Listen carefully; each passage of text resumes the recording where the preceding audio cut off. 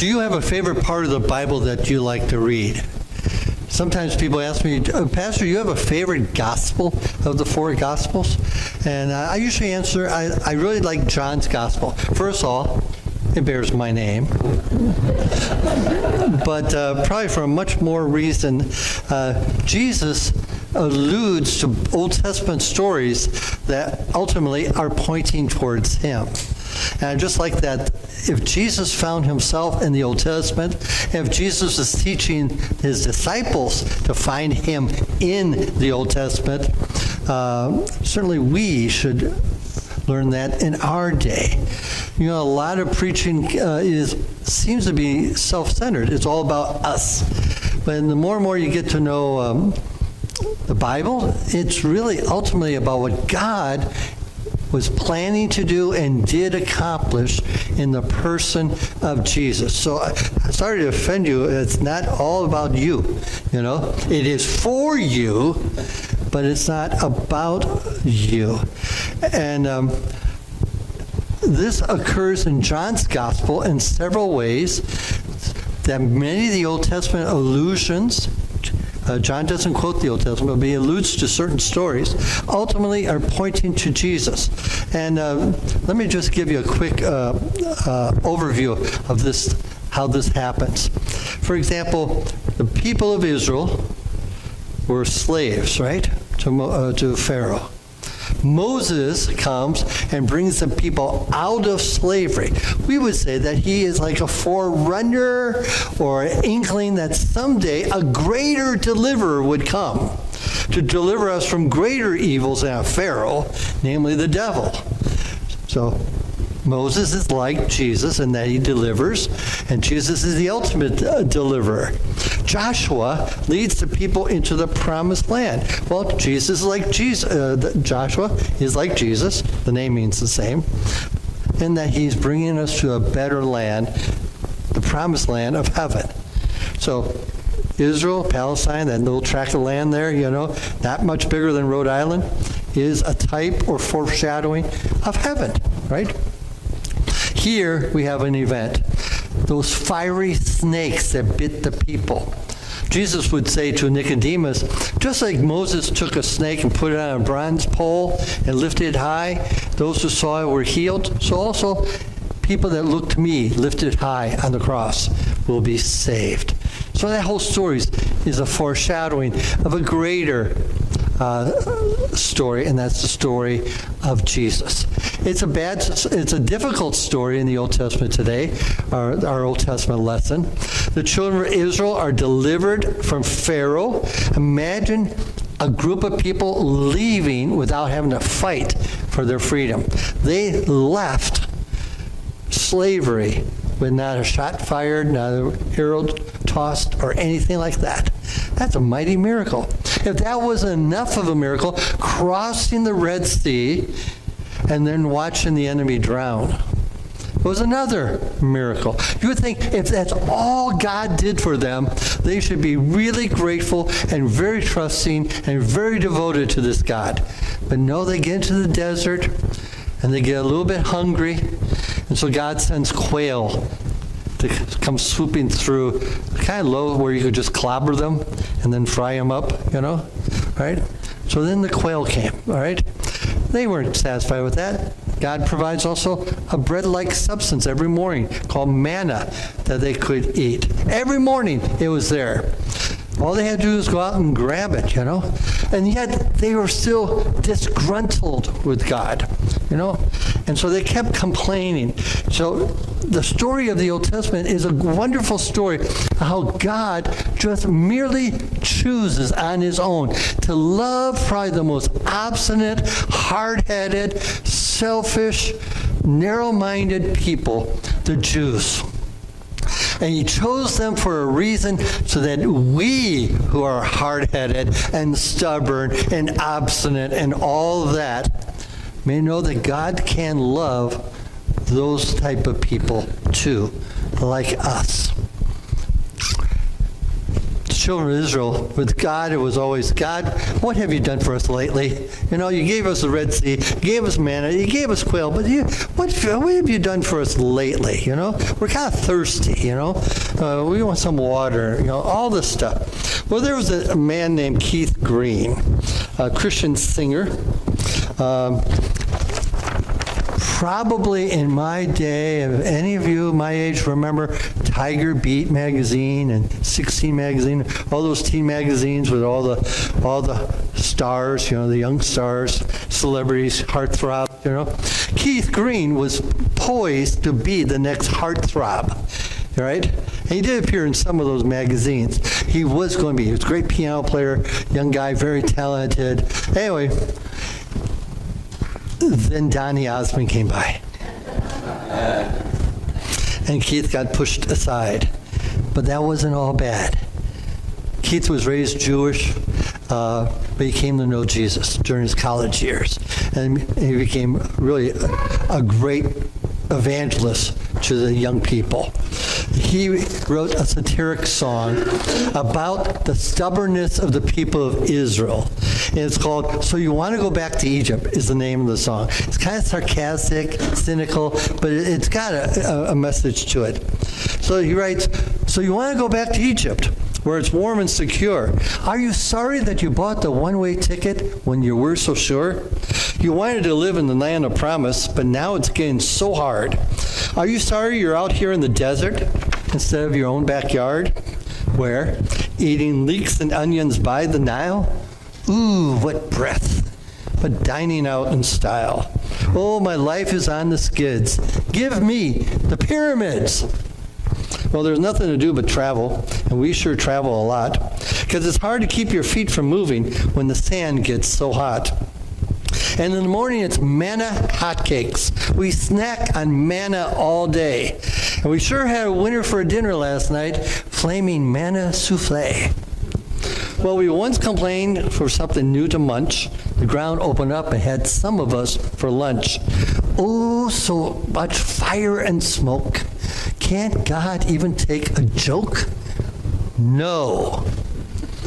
So, you want to go back to Egypt where your friends wait for you? You can throw a big party and tell the whole gang of what they said was all true. And this Moses, he acts like a big shot. Who does he think he is? True, God works a lot of miracles, but Moses thinks they're all his. Well, I'm having so much trouble even now. Why did God get mad about that cow, that golden cow, Moses seems rather idle. He just sits around. He just sits around and writes the Bible. Well, Moses, put down your pen. What? Oh, no. Manna again? Manna waffles, manna burgers, manna bagels, filet of manna, manicotti, banana bread. So the children of Israel were obstinate, stubborn, and yet God chose to love them. But one time they were disgruntled, and that's today's reading, and God got angry enough to send, they call fiery serpents or snakes. Probably a snake that when he bit you, your skin got on fire, and some of them died. They realized that they had sinned. And they said, Moses, God's got our attention now. Talk to him for us. Ask for mercy. So Moses goes to God and says, Lord, your people are repenting. They're sorry. Please forgive them. And God said, this is my provision of forgiveness. Take one of those snakes that's biting the people, bronze it. Yes, this is the Bronze Age. All right? Put it on a pole, and then lift it as high as you can so that everyone who gets bit will look to that snake on the pole and be healed. And that's what happened. God punishes the people, but he uses something of the punishment to bring about forgiveness. It's a foreshadowing towards another event when something will be put on a wood pole called the cross. This person will be cursed. The Bible says that curses everybody who hangs on a tree. He became a curse for us so that we can be forgiven. And Jesus was put on the cross as the curse, as the penalty for sin. Now everyone who looks to Jesus and the cross, right? The cross is an idiom for Jesus, right? I mean, like when you hear a news announcement, the White House today said such and such is going to happen. That building didn't say a word. But somebody in that building, the president, it's about the president, right? And so when we say lift high the cross, we're talking about let Jesus be known, right? And Jesus, when he's lifted up, he said, I'll draw all sorts of people to myself. Which leads us to the gospel lesson today. Some Greek-speaking Jews came for the festival of Passover. And they said to one of the Greek-named disciples, we would like to see Jesus. Now, they could have got a glimpse of Jesus any day by just being in the crowd. But obviously, they wanted an audience with Jesus. And if you read between the lines, it appears that they had a message for Jesus. And I maybe did preach about this once before, probably on Palm Sunday or one of those Sundays. They probably wanted to tell Jesus, do you realize that your life is in danger? That a single spark could set this place afire? There are people for you, Jesus, and people that are dead set to kill you. And it could happen anytime, Jesus, why don't you come back with us after Passover?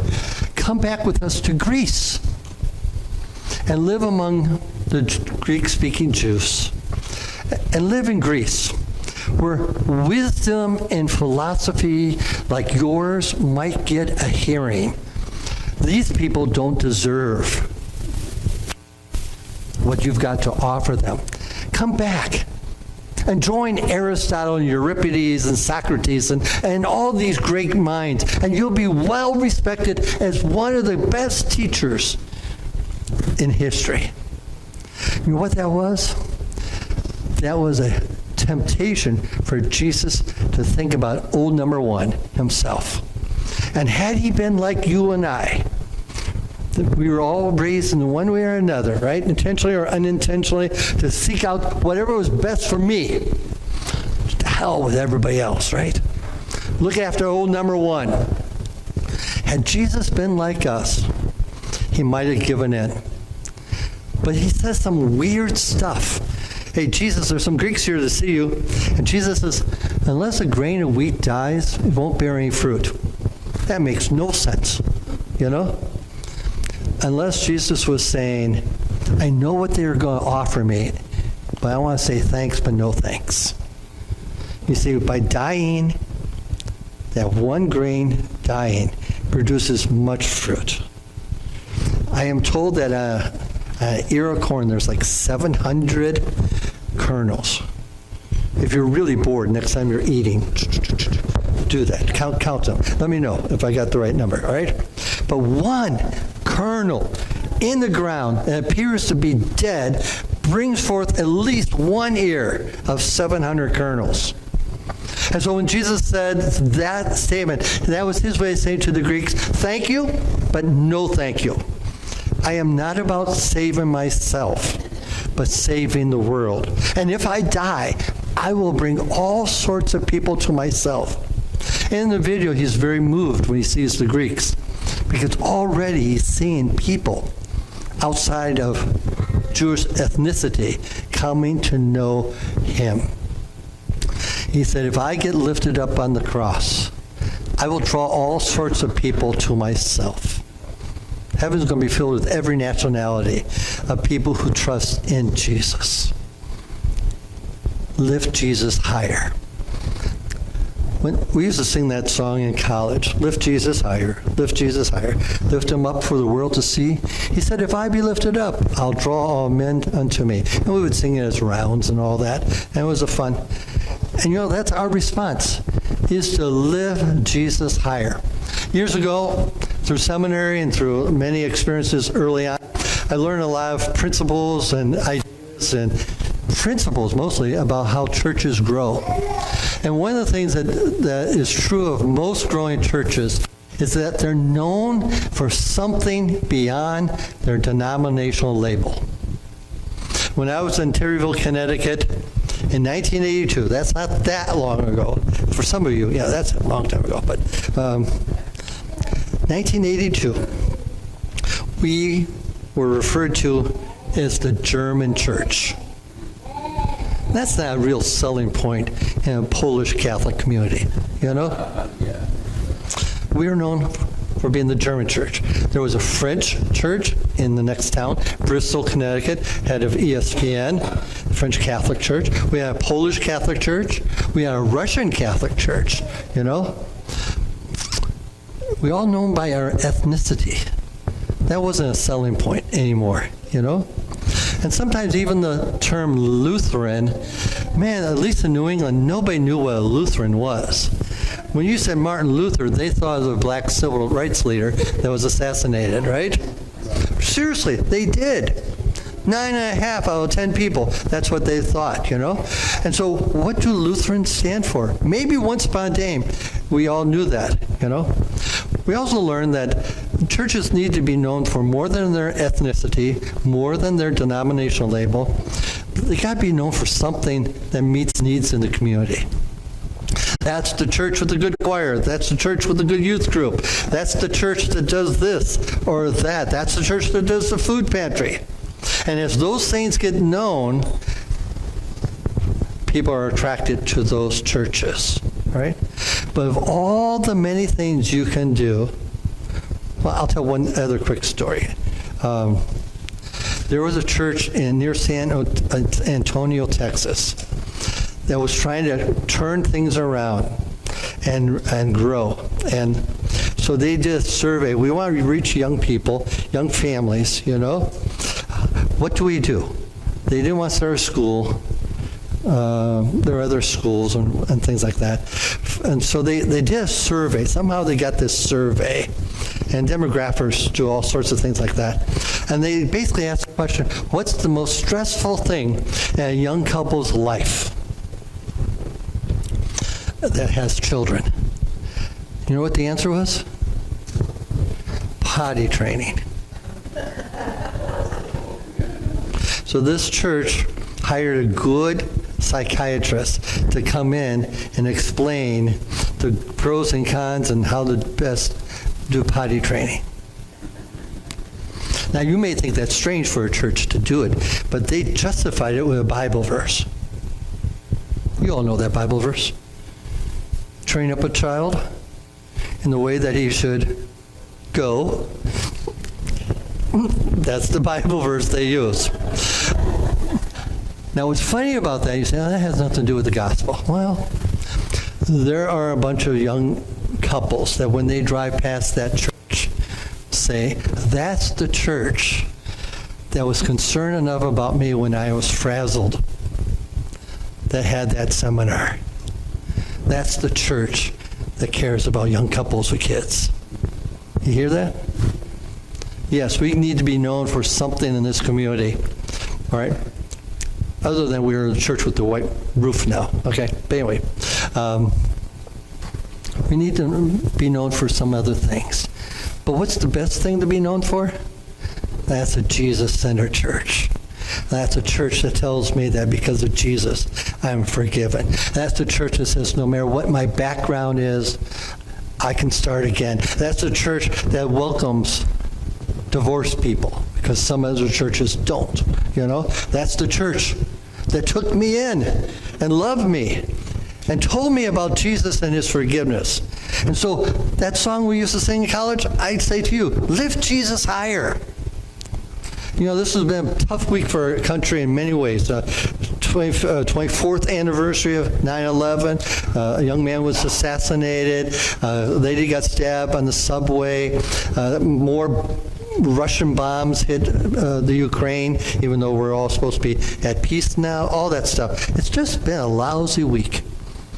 And you know, the history of the world's not getting any better. After all these years, we're not any better. So there's an old gospel hymn that said, Jesus is the answer for the world today. Above him, there's no other.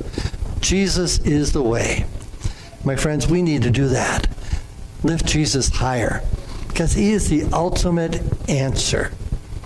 Not only for the young generation that's coming up, but also anyone. Now's the time to lift Jesus higher. So I invite you this week just to be open. This is your homework. Just be open. If God just might nudge you, if your ears might hear something that a waitress or somebody says, where you can just say something of God or of Christ, or just befriend them, you know. Don't be afraid to ask the waitress, how's your week going? If I was to pray for you this week, what could I pray for? You know, see what happens, you know.